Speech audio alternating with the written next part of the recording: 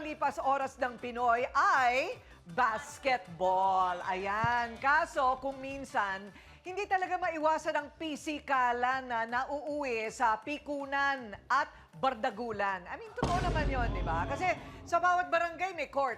Diyan nagmula ang reklamo sa atin ngayong araw na ito ng kaibigan laban sa kaibigan. Yun ang masakit. Ang kaso ay nagkasanga-sanga na naman ang mga issue dahil sa pikunan sa basketball. Nakahiligan ng magkababatang Jesus at Ernie ang basketball. Pero nagkainitan nung nagkaroon ng pisikalan. Si Ernie, kilala rin dito. Siga maglaro, tsaka physical talaga maglaro ng basketball yan. Kaya minsan yung mga taga dito, ayaw na siya kalaban. Normal lang ang pisikalan sa basketball eh. Kung ayaw mo masaktan, hindi mag-Jackson ka, Jesus. Di lang pasahan ang bola, pasahan na rin ang patutsada ang magaganap sa muli nilang paghaharap. Sana raw ay walang pikon kapag natatalo. Yan ang kanyang pakiusap sa kanyang kababata. Ayon. Jesus, humarap ka na.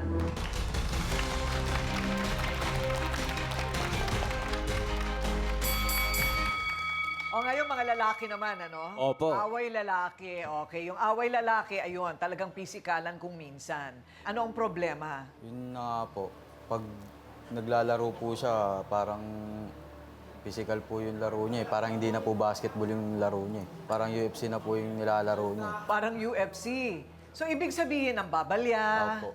naniniko. So, yung balyahan, anong pinakagrabing nangyari? Napilayan po yung kampi ko. Pagka ganon, dahil hindi ito liga, hindi ito sakop ng barangay. Eh pero sa ganito, pwede nyo rin naman isumbong sa barangay yan. Anong court ang ginagamit nyo? Ano lang po, court lang din po ng parang street namin. Oh, ayun. Eh, di ba? Sakop pa rin ng barangay. Sa street lang daw.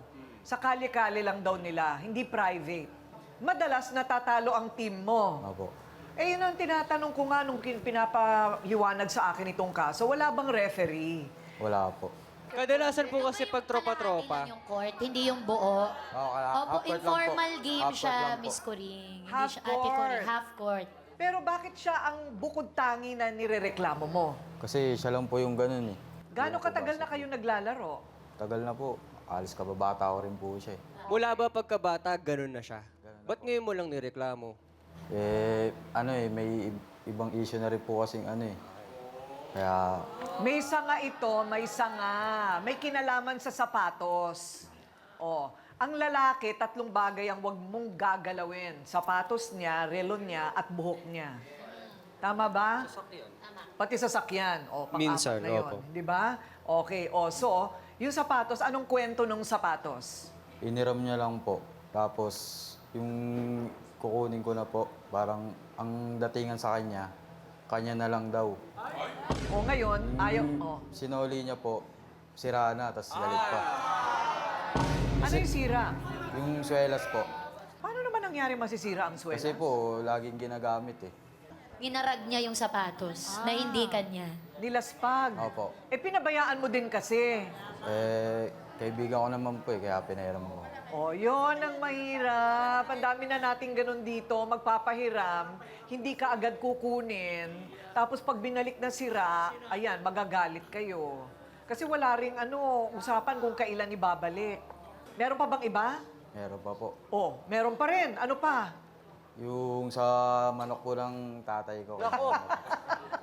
Niloloko mo kami, ha? Opo. Mula basketball napunta sa sneakers, ngayon sa manok. Okay, Kasi- ano naman yung sa manok?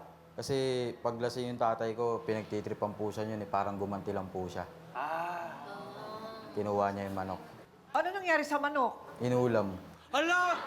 Akala ko pinag-basketball yung manok. Nalito na. Ang gulo na nung kwento. Kinain ng kalaro mo ng basketball yung manok ng tatay mo. Ang gulo? Nakawin mo na yung anak, wag lang yung manok. Grabe ka naman. O, ayan, na fried chicken na si manok. Tinola, ma'am. Ah, tinola. At alam pa niya kung ano yung luto.